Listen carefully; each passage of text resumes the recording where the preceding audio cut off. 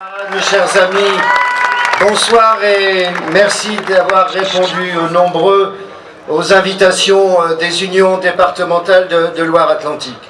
Ça a été dit précédemment, les 4 mois de mobilisation que nous avons vécus, du mois de mars au mois de juillet, ont été inédits sous un gouvernement qui se dit de gauche. Mon expérience fait que de telles mobilisations aussi importantes, c'est pas aussi souvent que cela. Et ces mobilisations ont été nécessaires et bien entendu le combat continue tout simplement parce qu'une mauvaise loi, c'est pas parce qu'un projet de loi, c'est pas parce qu'il est publié au journal officiel qu'il devient une bonne loi. Un mauvais projet de loi, mes camarades, on en demande le retrait. Une mauvaise loi, on en demande l'abrogation. Au moins sur les points que nous avons mis en avant depuis 4 mois de conflit. Ces points, je veux revenir sur quelques-uns. Il y a à la fois eu des problèmes de méthode et des problèmes de fond. Problème de méthode, c'est que le gouvernement a passé en force un projet de loi multiminoritaire. Minoritaire du côté syndical. Si l'on prend les organisations chiffres du ministère du Travail, représentatives au niveau interprofessionnel dans le privé, les 2 qui soutenaient ne représentent que 35% des salariés. Ça veut dire que 65% étaient contre ce projet de loi. Minoritaire à l'Assemblée nationale, puisqu'il a fallu à 3 reprises utiliser le 49.3. Cet été, j'ai retrouvé une phrase de François Hollande en 2006. Il avait eu de l'intuition, puisqu'il avait dit à l'époque que le 49.3, c'est l'arme lourde des exécutifs faibles. Effectivement, mes camarades, c'était prémonitoire. Également, ça a été dit tout à l'heure, une absence de respect du Code du travail, de l'article L1 du Code du travail qui oblige un gouvernement à consulter largement les interlocuteurs sociaux et à faire un document d'orientation. Minoritaire également dans la population, régulièrement les sondages montraient que 65 à 70% des Français, quand ils étaient consultés, étaient contre ce projet de loi. Et pourtant, ils l'ont passé en force. Sur le fond maintenant, ça a été évoqué la question de l'inversion de la hiérarchie des normes. C'est un des points les plus graves de maintenant ce qu'est la loi travail. Ça signifie tout simplement, pour le moment sur la question du temps de travail, que la priorité va être donnée à l'entreprise au niveau de la négociation par rapport à la branche. Ça veut dire que demain, sur une question comme les heures supplémentaires, les employeurs pourront faire pression, y compris les donneurs d'ordre sur leurs sous-traitants, pour que les premières heures supplémentaires ne soient plus payées à 25%, mais à 10%. Ils pourront de la même manière faire pression pour modifier les délais de prévenance pour les salariés qui travaillent à temps partiel. On le sait, près de 80% des salariés qui travaillent à temps partiel sont des femmes. Que les délais de prévenance, c'est quelque chose d'important pour essayer d'équilibrer un tant soit peu la vie professionnelle et la vie privée. Et bien là, il y aura une possibilité de réduire ces délais de prévenance. Voilà, je donne 2 ou 3 exemples. Mais il faut savoir aussi qu'il y a une commission qui se met en place de réécriture du Code du travail. Commission qui doit durer 2 ans.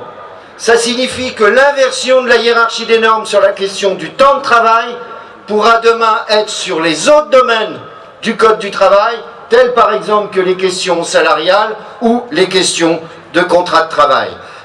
Là où ça a été mis en œuvre, je pense à l'Espagne, je pense au Portugal, je pense à nos camarades grecs qui ont de plus en plus le sentiment, ils nous le disent régulièrement, qu'ils ont servi de terrain d'expérimentation.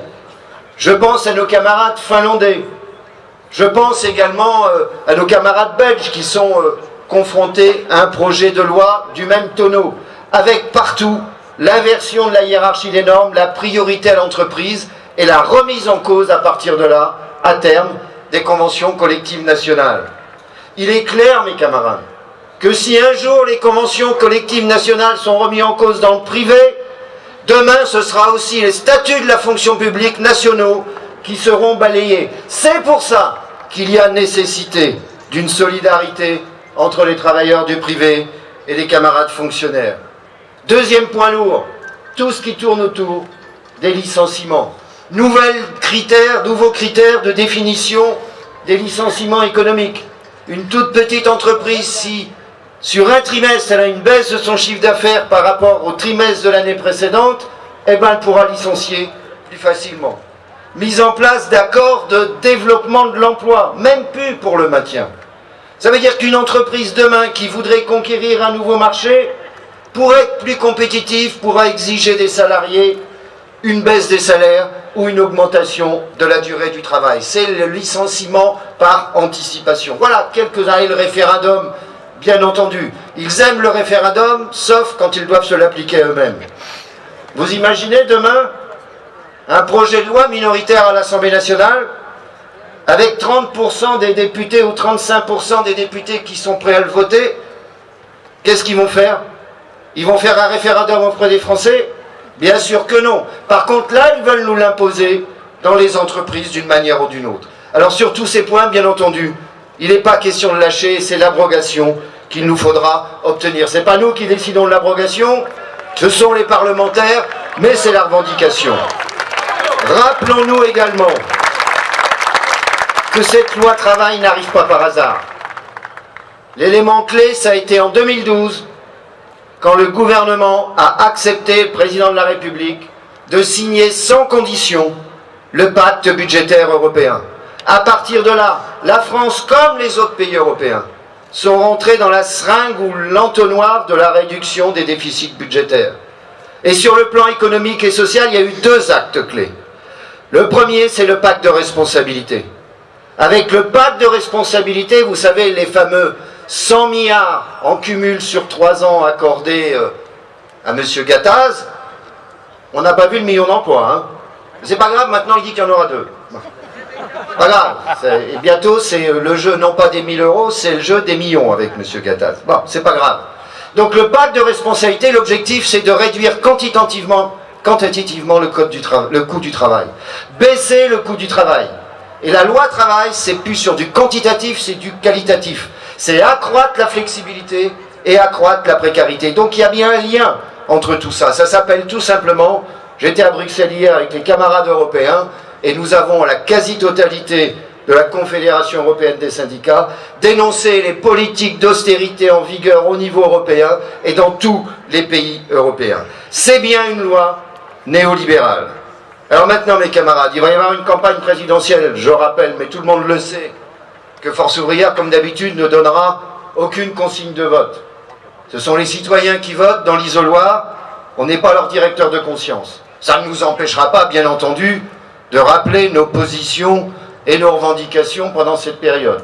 Et on peut au moins espérer que les questions économiques et sociales ne soient pas oubliées. Il faut mieux parler de l'emploi, du chômage et du pouvoir d'achat qu'à longueur de colonne du Burkini pour me faire comprendre. Ça m'apparaît beaucoup plus important.